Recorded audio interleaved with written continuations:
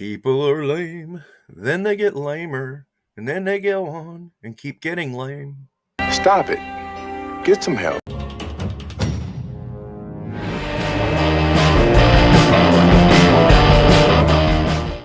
Hi everyone, how you doing? Today, I wanted to talk a little bit about the effects of mediocrity in a sea of crap.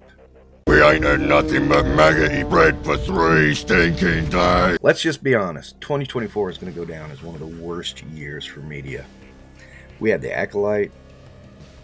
Let me go take a shower. Okay, I'm back. I'm sorry. I felt so dirty having to say that word. We had Agatha. Another shower. Okay, I'm back again. And then, of course, we had the Marvels leading into the year. I know it was last year, but let's face it, the fallout of that was still going on. Yeah, it's been a year. It's been a year.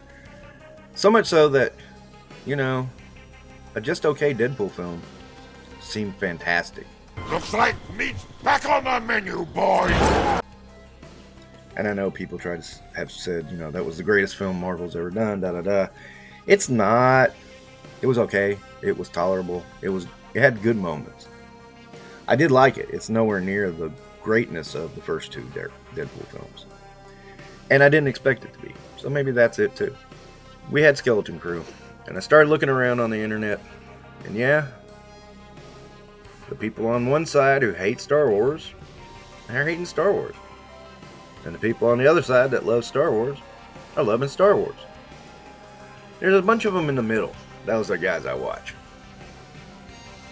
And it seems like people are trying to say this is the greatest thing ever happened in Star Wars. And I'm like looking at it going, it's just okay. It's not bad. It's not good. But it seems greater than what it is after the sludge we've had to endure in the past year. And that's kind of the point. I mean, when you've endured sludge, a mediocre product might seem nice. Now, of course, everybody got to beat the political drum. And although I hate politics, but yeah, it's happening again. Somebody is saying that the third episode brings in the social justice warrior BS, blah, blah, blah. And I am convinced that Disney is trying to capture lightning in a bottle. What lightning, you may ask? Come with me in the Wayback Machine. Remember back in the 1960s? Of course you don't, because you weren't alive and neither was I. But then we had William Shatner famously kissing Nichelle Nichols on Star Trek, which in reality didn't actually air, because if you paid attention, they actually cut the camera right before they lip locked. So the first interracial kiss never actually happened. It's a funny little bit of trivia, but Alabama went crazy with that one. Still, the point is, Paramount and Star Trek have ridden that pony to death about how progressive they were, and it's worked for them. I mean, that's Star Trek right there. That's why, if you remember in Deep Space Nine, they had the first female-on-female kiss with Jadzia Dax and Curzon Dax's ex, which I never really quite got how that was supposed to work, because Jadzia was different than Curzon, but Dax, yeah, well, let's get off that subject. It was really an excuse just to make that happen. And why do I bring all that up? I don't know, because I'm trying to tell you this is marketing. This isn't any kind of political BS, but people want to make it political BS. Okay. Hey, Future Robert reporting in. Well, let me tell you what that was all about. Since it ended up being pointless, Chris Gore went off on CBR that the third episode went super woke and was saying, one of the kids had 2 mommies. Big deal. And then it comes up on the episode, and it's like literally a 30-second scene, and it's like the 2 moms just talk about their kid having a little life support detector or something like that. Yeah, this is the problem when you beat it to a political drum, is that you start pointing at shit that is nothing. It was just kind of there. I mean, I think if you blinked, you would have missed it. Oh well. Anyway, that's the nothing burger that turned out to be. Maybe it gets more intense later, but it was specifically the third episode. I was expecting, the lesbian witches from outer space again, but yeah, nothing. Anyway, back to our regularly scheduled program. Back to Skeleton Crew. I keep saying I knew that there was a suburb in the Star Wars universe. There had to be. We saw the big cities. We saw the people on the outskirts trying to survive. Had to be something in the middle. I never said I wanted to see that, though. But we get to see it. And one of my first problems is it hits too on the nose of suburban life back in the 80s. Now, yeah, that's what they're going for. They're calling back to 80s movies like Explorers, like Goonies, like E.T. Kids out riding on their bikes. Going to places when it was safe. Except, you had the milk carton thing. So, yeah, I get what they're going for. It's just weird to see it in a Star Wars setting. Now, there are hints in this that this planet is hidden away from the rest of the galaxy in that, somehow they don't know anything about the Clone Wars, the Empire, the Rebellion, or anything else. The biggest clue is they use Old Republic credits, which are now valuable, apparently. I seem to remember there being something about Old Republic credits not being worth a dime in the Star Wars universe. But maybe I'm mistaken. I don't know. And, of course, we start off with a bunch of pirates and Cobra Commander with a bedpan on his head, which is weird and funny. I think they were going for a dome head with a pirate hat, but it kind of looks ridiculous. I couldn't let that one slide. Does that make it bad? No, not at all. Again, the opening sequence is actually kind of cool. It's a bunch of pirates raiding a ship. In fact, when I saw it, I was like, oh, this is a little different than what I thought it would be. And then, of course, we had to go to Suburbia, which is like, bleh. And even though Suburbia was kind of boring, it was necessary to set up where these kids came from, who they are, and what they're like.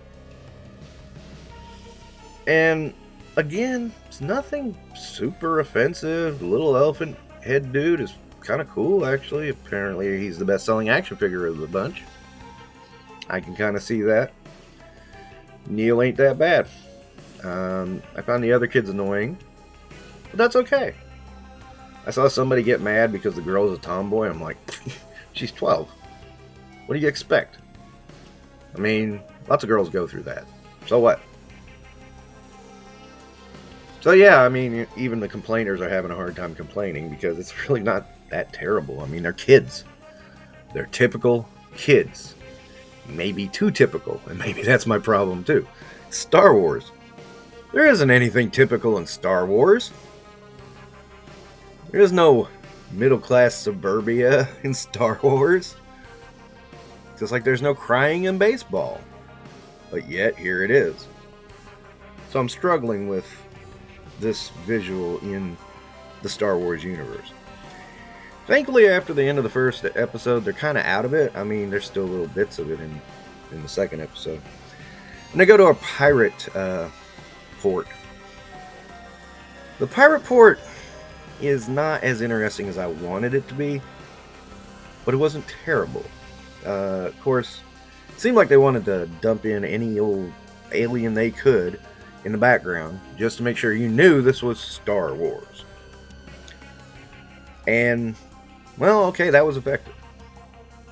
Now, by the end of the show, by the end of this episode, we're introduced to Jude Law's character, who apparently can manipulate the Force. Big question is, why didn't he use that to get the key to get out of there before? I don't know. But he did it now, and He's flying off with the kids to Latin, which is supposedly a very, very secret place. So this is a bit weird, a bit different.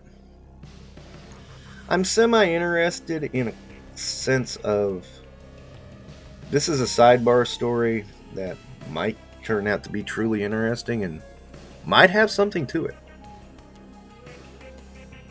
But is this going to be like the greatest thing we've seen this year? Well, okay, the bar is low on that one. But is it going to be the greatest thing Disney Star Wars has done? Nah, probably never going to top Mandalorian Season 1. But on the upside, while some of the people want to say they're going after politics, this one doesn't feel like they are. I could be wrong. I mean, Jude Law is a white dude, so we'll see. But at the same time,